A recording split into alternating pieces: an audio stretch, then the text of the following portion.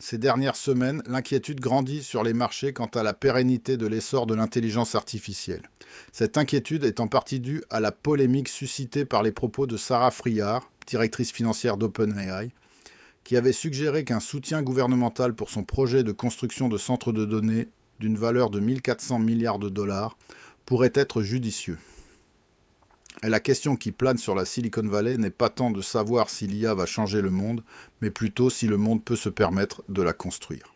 Plus tard dans la journée, Friar a rapidement nuancé ses propos dans une publication LinkedIn, expliquant qu'elle voulait dire que le gouvernement devait jouer son rôle aux côtés du secteur privé pour contribuer à la croissance de l'IA aux États-Unis et qu'OpenAI ne recherchait pas de garantie gouvernementale pour ses engagements en matière d'infrastructure. Sa déclaration, bien qu'elle ait tenté d'apaiser les tensions, n'a fait qu'accroître la confusion quant à la manière dont cette start-up encore non rentable compte financer ses investissements colossaux dans les centres de données et les puces pour l'IA. Sam Altman a publié un message affirmant « Nous n'avons pas et ne souhaitons pas de garantie gouvernementale pour les centres de données d'OpenAI. Nous pensons que les gouvernements ne devraient pas favoriser certaines entreprises au détriment d'autres, et que les contribuables ne devraient pas renflouer les sociétés qui prennent de mauvaises décisions commerciales ou qui subissent des pertes sur le marché. » À ce moment-là, la conversation a pris une tournure inattendue. Le problème fondamental d'OpenAI est qu'ils ont signé des engagements d'infrastructure pour plus de 1400 milliards de dollars ces derniers mois, dans le but de construire les centres de données nécessaires, selon eux, pour répondre à la demande croissante. Or, ils sont loin de disposer des fonds nécessaires pour finaliser ces contrats. Friar a cité l'exemple du blocage de Sora 2 pendant des mois en raison de contraintes de calcul. Elle a précisé « Cela signifie, par exemple, que nous ne pouvons pas déployer nos nouveaux modèles dès qu'ils sont prêts. » Ainsi, entre la finalisation de Sora 2 et son lancement effectif, il s'est écoulé 6 à 7 mois. Et comme vous le savez, dans le secteur technologique, il est impensable de retarder le lancement de produits ou de fonctionnalités prêts à être déployés. Les accords signés soulèvent de nombreuses questions quant à la capacité d'une entreprise à forte consommation de trésorerie et aux revenus modestes par rapport à ses dépenses prévues à prendre des engagements aussi importants. Ce n'est d'ailleurs pas la première fois qu'OpenAI sollicite l'aide de Washington. Il y a un mois à peine, l'entreprise a adressé une lettre détaillée à la Maison-Blanche, exhortant le gouvernement fédéral à renforcer ses subventions aux semi-conducteurs et demandant l'extension des crédits d'impôt à l'ensemble de la chaîne d'approvisionnement de l'IA, de la fabrication des puces aux centres de données et aux infrastructures de réseau. L'entreprise a fait valoir qu'élargir les critères d'éligibilité aux subventions financées par les contribuables permettrait de réduire le coût effectif du capital, de limiter les risques liés aux investissements initiaux et de mobiliser des capitaux privés. OpenAI et ses partenaires de centres de données figurent évidemment parmi les plus gros acheteurs de semi-conducteurs au monde. Toute subvention leur profiterait donc directement. L'IA est présentée au gouvernement du monde entier comme un enjeu de sécurité nationale et d'importance économique capitale, comparable aux mobilisations industrielles passées telles que le projet Manhattan et la course à l'espace. Si les entreprises d'IA parviennent à la positionner à ce niveau et à la présenter comme trop importante pour échouer, un soutien public pourrait se justifier. L'ironie, cependant, est que, tout en faisant pression pour obtenir le soutien des contribuables au nom de la survie géopolitique, ces mêmes entreprises investissent des milliards dans la création de modèles qui génèrent d'étranges petites amies virtuelles, des deepfakes de Bob l'éponge, une photo de profil façon Studio Ghibli et, dans certains cas, un chatbot qui semble avoir été programmé pour flatter constamment son créateur de la manière la plus gênante qui soit. C'est le monde dans lequel nous vivons.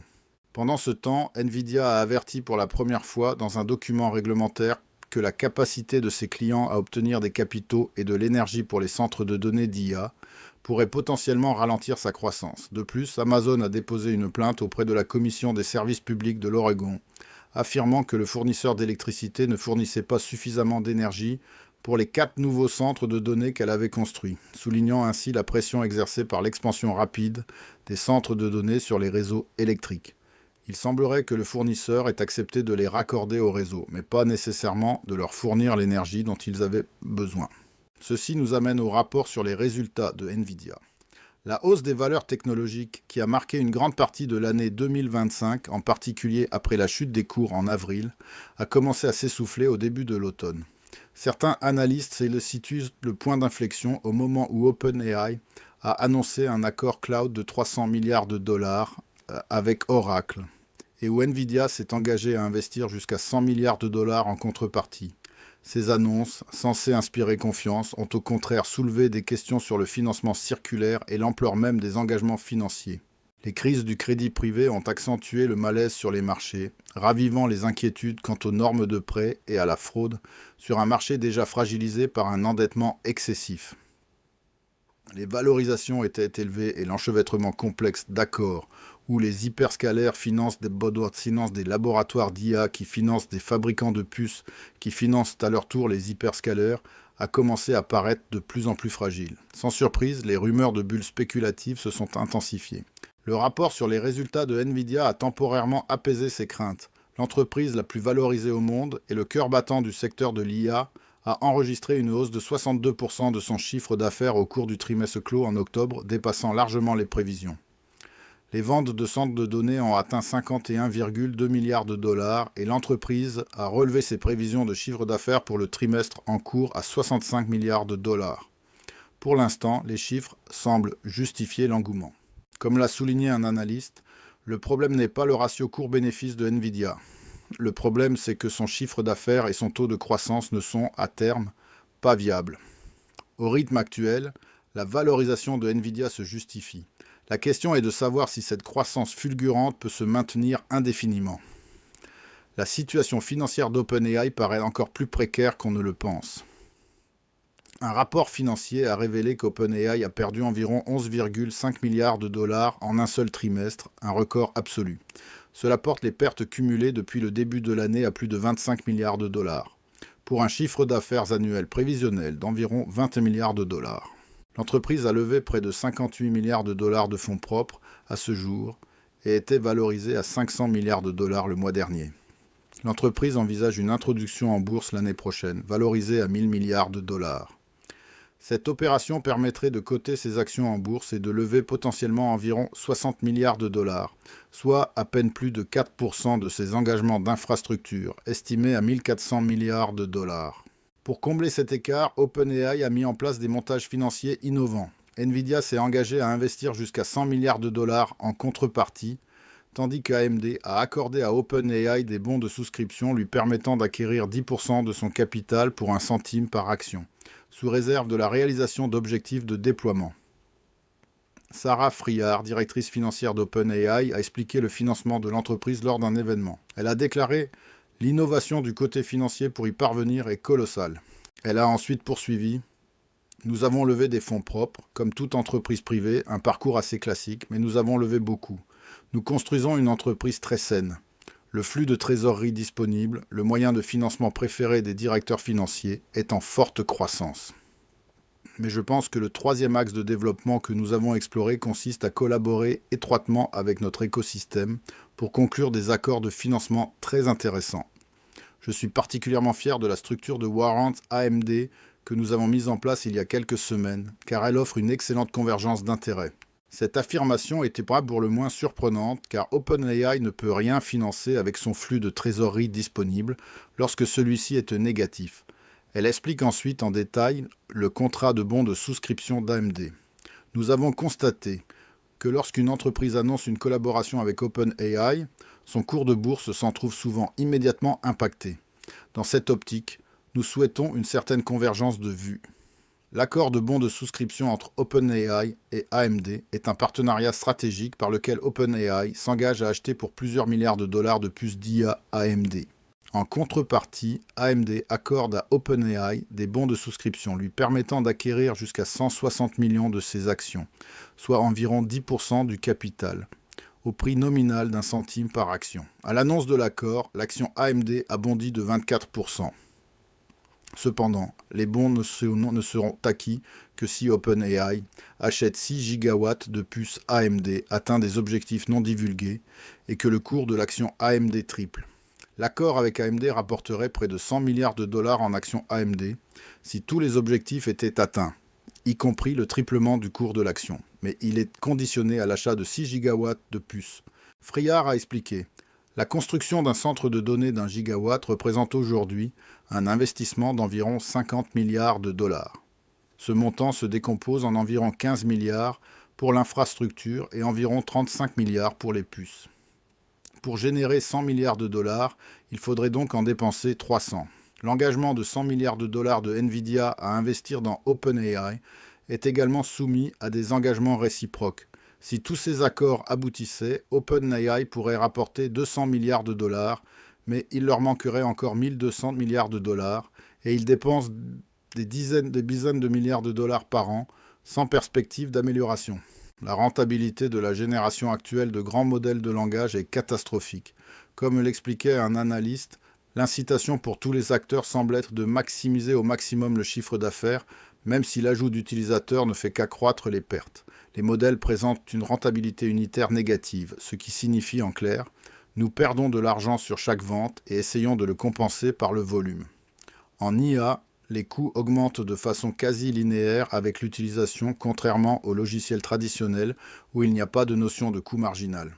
Selon certaines estimations, malgré un lancement sur invitation uniquement, OpenAI perdrait environ 15 millions de dollars par jour, soit 5 milliards de dollars par an, avec Sora 2, son application de génération vidéo par IA. Les entreprises technologiques ont toujours fait preuve de créativité en matière de financement, mais l'approche d'OpenAI frise le surréalisme, puisqu'elle semble se concentrer uniquement sur la recherche de sources de revenus illimités. Certaines entreprises tentent une manœuvre similaire avec d'autres types d'investissements. Derrière les gros titres se cache une structure de financement de plus en plus complexe. Les géants du cloud et les laboratoires d'IA utilisent des structures ad hoc pour emprunter sans inscrire la dette à leur bilan. Les entreprises technologiques ont en quelque sorte réinventé la finance structurée pour construire des modèles d'IA capables de générer des petites amies virtuelles. Imaginez que chaque gigawatt de puissance de calcul coûte environ 50 milliards de dollars, dont 15 milliards pour le terrain et l'infrastructure et 35 milliards pour les GPU. Friard a expliqué « On sait comment financer les centres de données, leur durée de vie est généralement de 20, 25, voire 30 ans. Ce sont des choses faciles à financer aujourd'hui. Financer les puces, en revanche, est plus complexe, car premièrement, nous cherchons encore à bien cerner la durée de vie d'une puce de pointe. Autrement dit, plus les puces innovent, plus leur dépréciation est rapide. Ainsi, financer les 35 milliards de dollars de puces dans un centre de données de 50 milliards de dollars est très difficile. Personne ne veut en être propriétaire si leur valeur risque de s'effondrer à la sortie d'une nouvelle puce, et personne ne veut les accepter en garantie d'un prêt. C'est alors qu'elle a proposé cette idée. C'est donc là que nous recherchons un écosystème de banques, de fonds de capital investissement, voire même d'acteurs gouvernementaux, comme les moyens dont disposent les gouvernements pour intervenir. Une garantie qui permette le financement qui puisse vraiment réduire le coût du financement, mais aussi augmenter le ratio prêt-valeur, donc le montant de la dette que l'on peut contracter en plus d'une partie en fonds propres. Une garantie fédérale pour l'investissement dans les semi-conducteurs. Je pense que le gouvernement américain en particulier a été incroyablement visionnaire, a vraiment compris que l'IA est presque un atout stratégique national. Le problème, c'est que les entreprises veulent se miser gros sur l'IA, mais les banques rechignent à prêter. Le taux d'intérêt d'un prêt garanti par des puces électroniques qui se déprécient rapidement serait tellement élevé qu'il faudrait l'intervention de l'État. Certains dirigeants de l'IA ont expliqué que l'intelligence artificielle générale rendra bientôt l'argent obsolète. Même si l'argent apparaît et perd soudainement toute importance, les électrons, eux, pourraient bien être indispensables. Le projet Stargate d'OpenAI nécessiterait à lui seul 10 gigawatts, soit l'équivalent de 10 centrales nucléaires. Son déploiement complet en impliquerait 23. Et ce n'est que l'exemple d'OpenAI. Google a son modèle, Facebook aussi. Il y a Grok, Anthropic et bien d'autres. Ce que nous voulons dire, c'est que nous allons avoir besoin de nombreuses centrales électriques, et nous devons aussi brancher nos voitures et nos robots. Une seule nouvelle centrale nucléaire a été construite aux États-Unis ces 30 dernières années. Sa construction a duré 10 ans et c'est la centrale la plus chère jamais construite. Des estimations suggèrent que la demande d'électricité liée à l'IA va plus que doubler au cours des 10 prochaines années.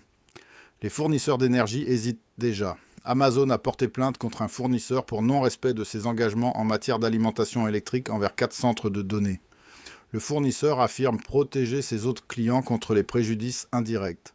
Autrement dit, on ne peut pas couper le courant à une ville entière pour qu'un géant de la tech puisse entraîner un chatbot. les turbines à gaz installées en aval du compteur prolifèrent comme solution provisoire. Certains opérateurs évoquent des partenariats avec le nucléaire. Ces solutions créent un risque d'actifs obsolètes, car une centrale à gaz naturel a une durée de vie de 30 ans et un cluster de GPU peut être obsolète en 18 mois. Les prêteurs constatent ce décalage et hésitent. Les entreprises technologiques qui promettaient de dématérialiser l'économie ont désormais besoin de plus de béton, de cuivre et d'électricité que les aciéries. Le cloud, censé être immatériel, se révèle très lourd. Alors, pourquoi continuer à dépenser? Parce que l'enjeu est présenté comme existentiel. Les laboratoires américains parlent d'intelligence artificielle souveraine et de concurrence avec la Chine. Dès lors qu'on qualifie un sujet d'existentiel, les dépenses deviennent illimitées. Un analyste l'a décrit comme une métabulle, engouement pour la tech, spéculation immobilière, crédit facile et un filet de sécurité gouvernementale potentiel tout en un. Il y a quelques signes encourageants à surveiller. En 1999, des publicités télévisées faisaient la promotion d'entreprises qui fabriquaient des équipements utilisés dans les étapes de fabrication des plaquettes de semi-conducteurs. À l'époque, il était difficile de comprendre pourquoi ils payaient pour des publicités télévisées, alors que leurs clients les connaissaient déjà et savaient ce qu'ils vendaient. Personne ne regarde la télévision financière et ne décide de se lancer dans la fabrication de puces informatiques dans son garage. Ils faisaient en réalité la promotion de l'action et non de leurs produits. L'action a chuté d'environ 80% au cours des 3 années suivantes. Récemment, on a pu observer un PDG d'une entreprise technologique interviewé portant un t-shirt avec le symbole boursier de son entreprise et non son nom. On remarque également que de nombreux podcasts semblent contenir des publicités pour une entreprise de technologie militaire en intelligence artificielle. Une fois de plus, on peut se demander s'ils pensent que leurs clients potentiels écoutent ces podcasts, ou s'ils cherchent simplement à faire monter le cours de l'action. À noter que le PDG de cette entreprise parle constamment de nuire aux vendeurs à découvert tout en se débarrassant de ses propres actions.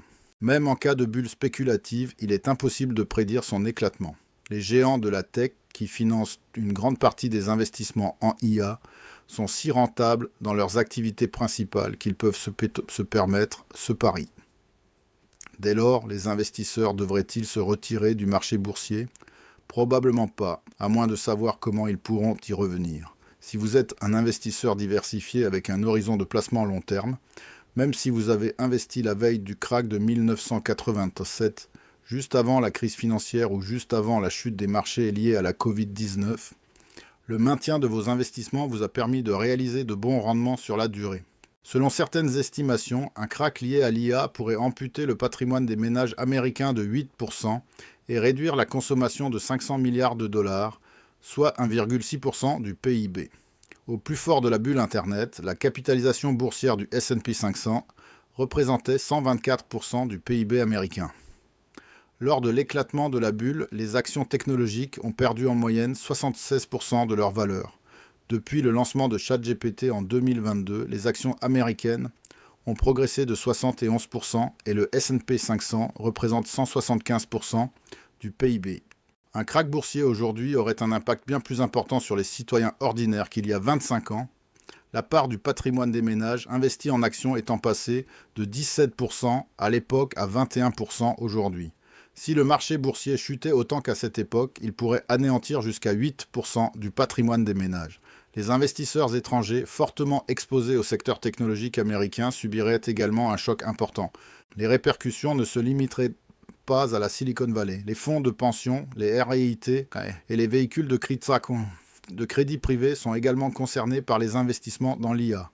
Les entreprises de services publics ayant construit des centrales à gaz pour les centres de données pourraient se retrouver avec des actifs dépréciés. La dernière fois que les États-Unis ont investi massivement dans les infrastructures de manière aussi agressive, c'était lors du boom des télécommunications et une grande partie de la fibre optique déployée n'a jamais été mise en service.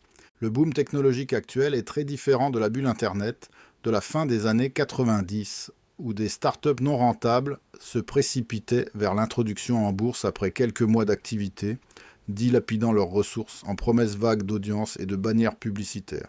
Les géants de la tech d'aujourd'hui, Microsoft, Amazon, Google, Meta, sont des entreprises très rentables et bien gérées, avec des sources de revenus stables. Elles investissent peut-être des dizaines de milliards dans l'IA, Mais si ces paris échouent, leurs activités principales, le cloud, la publicité et le e-commerce, restent intactes et génèrent des flux de trésorerie positifs. Le véritable risque réside dans les laboratoires d'IA privés et leurs investisseurs, et non pas vraiment chez les hyperscalers.